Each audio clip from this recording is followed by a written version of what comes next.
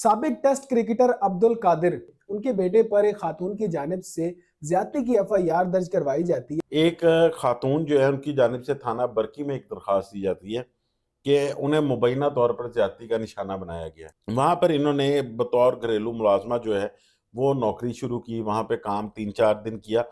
उसके बाद सलमान कादिर ने जो एफआईआर है उसके मुताबिक इन्हें कहा कि मैंने तुम्हें फॉर्म पे लेके जाना है, वहाँ पर मैंने सफाई करानी है, तो कल तुम जल्दी आ जाना। जिस वक्त ये खातून जो है वहाँ पर पहुँचती हैं तो सलमान कादिर इनको अपनी गाड़ी में बिठाते हैं और बिठा कर जो फार्म पर लेके जाते हैं। पहले ये उसके साथ छेड़खानी करते हैं, उसे छेड़ने के बाद ये उसको मुबैना तौर पर ज्यादती का निशाना बना देते हैं। उसके बाद सलमान कादिर को गिरफ्तार भी कर लिया गया है। अस्सलामु अलैकुम, डिजिटल बॉक्स के साथ मैं हूं मोहम्मद उस्मान।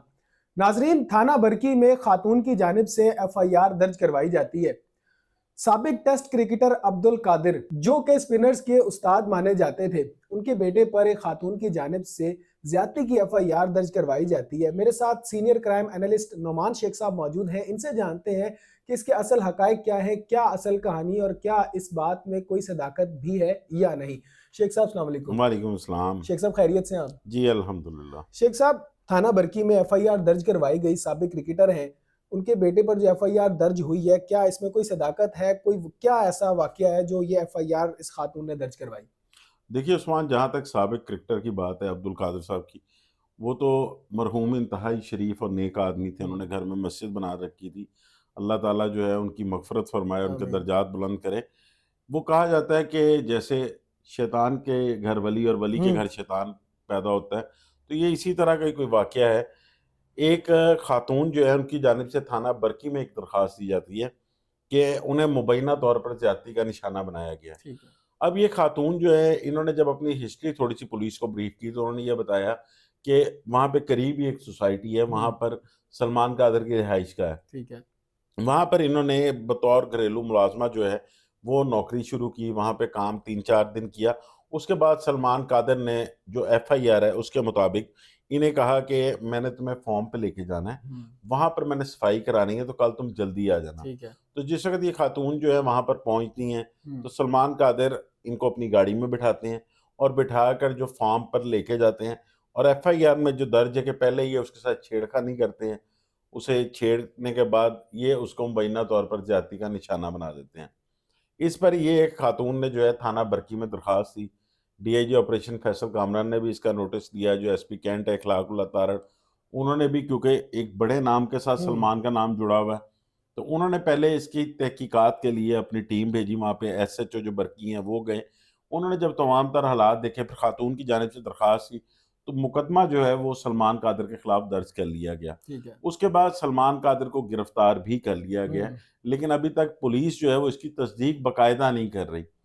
जो मेरी बात हुई, क्योंकि ये जो केस होता है वगैरह का, इसकी इन्वेस्टिगेशन पुलिस नहीं करती, ये जेंडर क्राइम सेल के पास चला जाता है। जेंडर सेल में वो खातून ने जो है, जो उसकी इंचार्ज हैं, जी।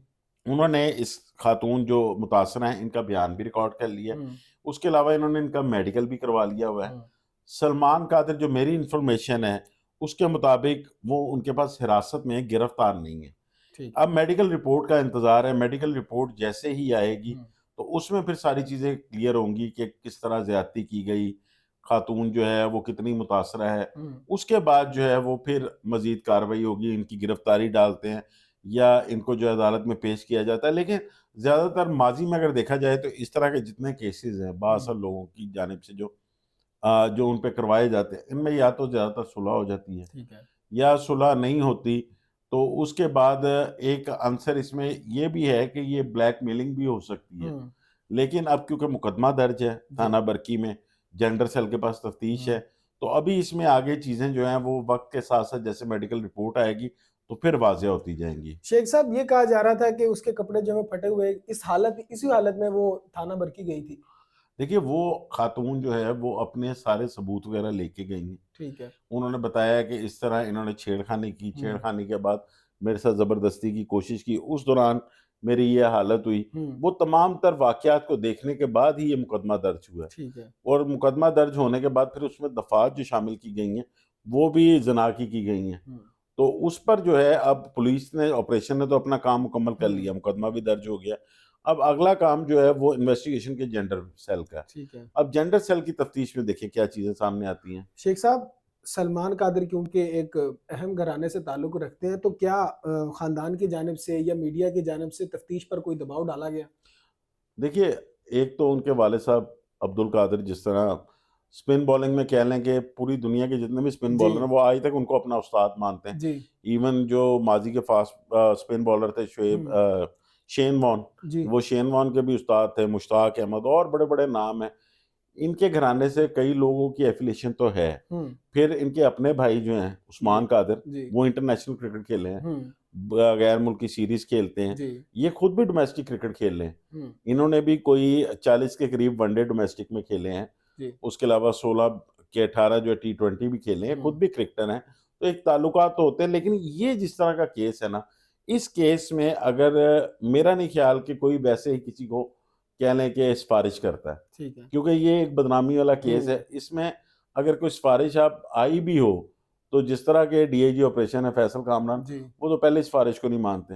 اگر کوئی سفارش آئی ہوتی، کوئی دباؤ ہوا ہوتا تو یہ مقدمہ درج نہ ہوتا. ٹھیک ہے تو یہ مقدمہ درج ہونے کا یہ مطلب ہے کہ کوئی کسی نے کوئی سفارش بھی نہیں کی.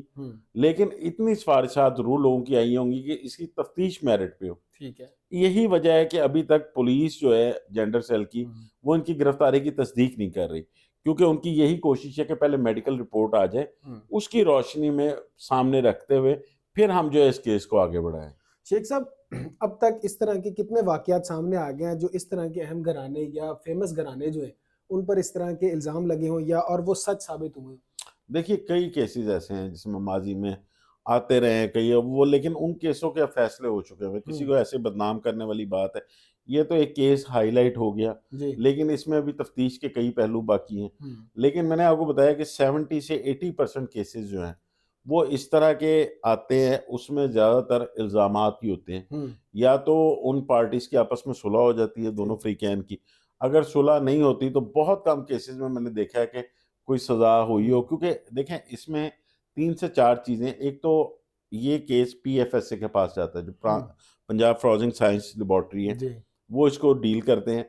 فورنسک سائنس لیبارٹری سے جو ابتدائی رپورٹ ہے میڈیکل کی، وہ تو آپ کو میڈیکل ہاسپٹل سے مل جائے گی، جس میں پتہ چل جائے گا کہ اس کے ساتھ کوئی زیادتی ہوئی ہے، ریپ ہوا ہے کہ نہیں ہوا. ٹھیک ہے جو اگلی رپورٹ ہے جس میں پتہ چلتا ہے ڈی این اے کے تھرو کہ کس نے اس کے ساتھ زیادتی کی ہے یا نہیں کی، اس میں بہت ٹائم لگتا ہے اور اس میں اخراجات بھی بہت زیادہ آتے ہیں.